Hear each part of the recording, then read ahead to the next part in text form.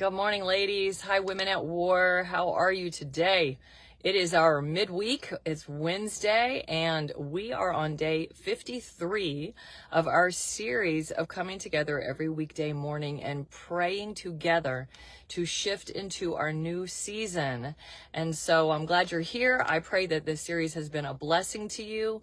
I love that God just continues to encourage us, lead us, guide us, download the wisdom that we need. I know that every single one of us are at a different place in our shifting season, and God is so faithful to meet us exactly where we are. That is why He's a God of relationship and not religion. And so we praise Him for that.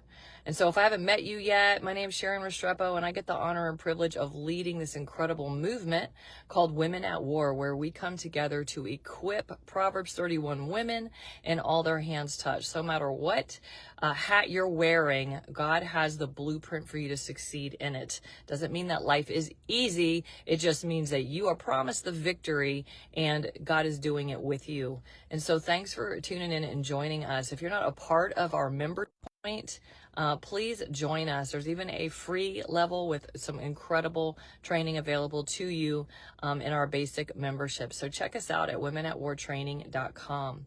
So today I want to talk about building and tearing down.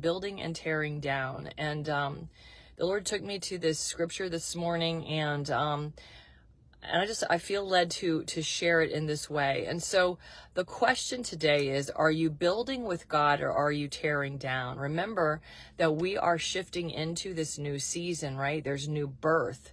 There's new building going on. There's new doors opening. God is taking things from the past that you had put a lot of effort into and bringing them alive again. And other people might not see it in your life, but you know it. You know God is doing this. You can feel it. You can discern it. And many of the words that God is sharing with you, whether it's through me or whomever you follow, are really resonating with you. And you know that God is confirming that this is a direction for you. And so today, let's determine if we truly are building with God or we're tearing down. And so how do we build or tear down? What does that look like in the first place? All right. We're not necessarily contractors. What does this look like? And so Proverbs 14:1 says, "The wise woman builds her house, but the foolish pulls it down with her hands." Let me say that again. Proverbs 14:1. "The wise woman builds her house, but the foolish pulls it down with her hands."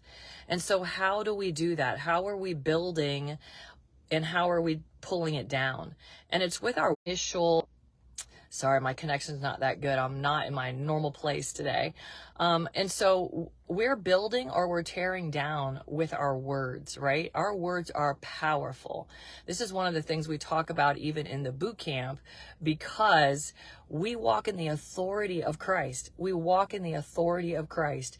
And so when we understand that Jesus cursed the fig tree and it withered and died, do you understand that we walk in that authority? The Bible says Jesus gave us His authority.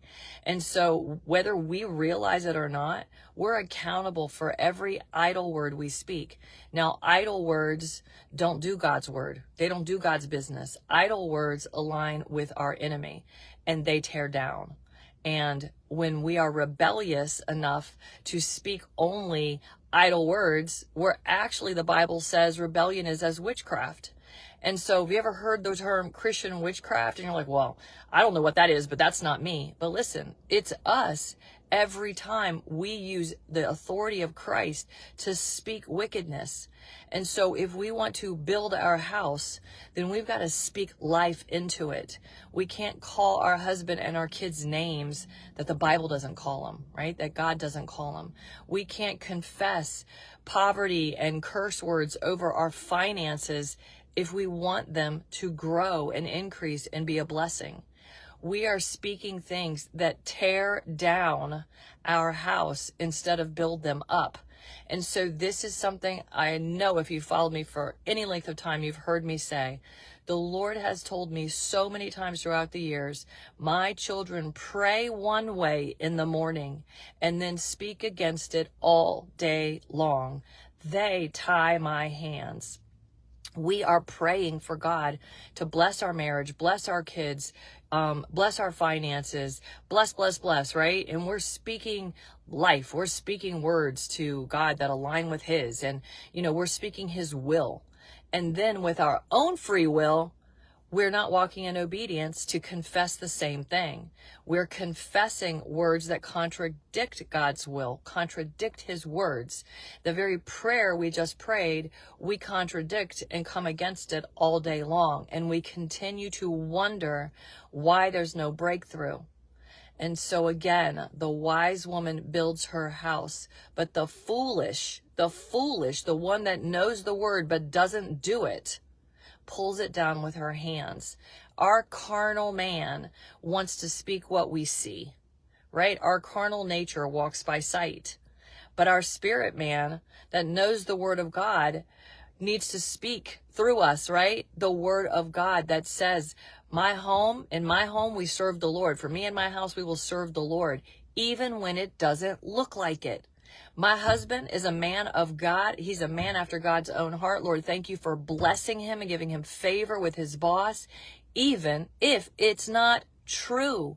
If you want to build your house and you want to begin to change the outcome of what your prayers are rendering for you now, then change the seed.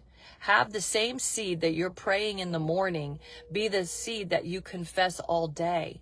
You will watch the transformation of God's word take place in your life when you build according to what God has spoken. So Proverbs 18:21 says, the tongue has the power of death and life. Those who love it will eat its fruit. Those who love it will eat its fruit, right? So that means whatever I speak is what I'm going to eat, right? That means my words are seed and I'm going to eat the harvest. So I often say, if you want to change the harvest, change the seed. Breakthrough comes through us first. So many of us are praying for breakthrough and then we're looking for it to happen outside of us, like it's going to happen to us. And yes, that will take place, but it's got to happen through you first. So if I don't believe God's word enough, that once I say amen, I continue to confess it, then I probably don't believe enough to receive what the word says, because the Bible tells us that we will receive what we believe. So therefore, by faith, we believe the word first. Then we receive it. This is all scriptural, and this is what the word of God teaches us. This is the strategy for successful answered prayer, okay? And so listen, do we get to pray everything, say amen, and get it if we simply walk it out? You know what? You are promised answered prayer, but it's according to his will when you surrender. And so sometimes we're praying for things that God has something better for you, or God has something different for you. But if you continue to confess according to God's word, he's going to open your eyes. He's going to open your ears. You're going to walk it out, and you're going to be led to that very thing that God has for you. And it's going to be amazing. But if you're stuck in the wilderness and you just feel like, hey, all this shifting sounds great, man, but I cannot get out of this wilderness, then I want you to seriously consider recording yourself all day and then listening to it and hear why you have the harvest that you have. Now, is this the answer for everybody? No, some of you are actually confessing God's word all day. And you know what? God is at work bringing it to pass. There is a lot of resistance taking place right now in the spirit realm, which is why God called us together every day, day 53. And he said, hang in there, daughter. For those of you who are doing my will, obedient, you're hanging in there. I've taken you through the dry season. Look, I love you all, and I'm going to take you where I've promised. But, we got to help. We got to play a role. We got to do our part in the way we pray, the way we say, the way we believe, the way we tithe and sow and give, the way we walk out his word and his obedience. And so if you feel like, gosh, I'm doing all these things, but where is my harvest? Girl, I understand. And so we're going to just pray together and declare God's not leaving anybody behind, and neither are we. We're here. We're locking arms every day. We're going to get the revelation we need to walk out and go in the direction God has for us. And so if you need to hear that your words need to begin to align with his, and you know, yeah, I know that's true. I just need to get some duct tape so that I can begin to practice that in my own life. Listen, again, the Bible says the tongue has the power of death and life. God's trying to bring life into situations that you may be speaking death over. And you will get what you're speaking. And when God says they tie my hands, is because he's given us authority here on earth. He's given us free will. We absolutely play a role in partnering with God for the outcomes in our lives, right? If he has that perfect mate for you, but you never go to the place he's calling you, you constantly say no to this or that, or, you walk in disobedience, God's not going to keep that guy waiting forever if he's obedient. He's going to lead him to someone else, right? So we play a role in the outcome of what God has for us. Absolutely. The Bible tells us that we have free will. We get to choose. Let's choose life. Let's choose to sow seeds of life. So, Lord, we praise you and we thank you for your word that doesn't return void. And Lord, you're just reminding me to tell your daughters, listen, this is not like a lightning bolt's going to hit you kind of thing. This is not a harsh spanking from the Lord. This is the Lord going, daughter, I love you enough to bring you a word that causes you to look at me and speak what I tell you to speak in my word, because I've come to give you life and life abundantly. So let's do this, because I have exceedingly abundantly more for you than you could ever ask, think, or imagine. I have so much more for you than what you're seeing by sight, and I want to bring you into it. But we need to partner. And we need to do it in obedience to his word. And so, Father, we thank you that you love us enough that you sent your son to go through hell on that cross, to be whipped by those, whatever that was called, right? And all those, that pain. And Lord, we praise you. We praise you, Jesus. Your word says that for the joy set before you, you did all that. Wow, that's incredible joy that many of us don't understand, that you would do that.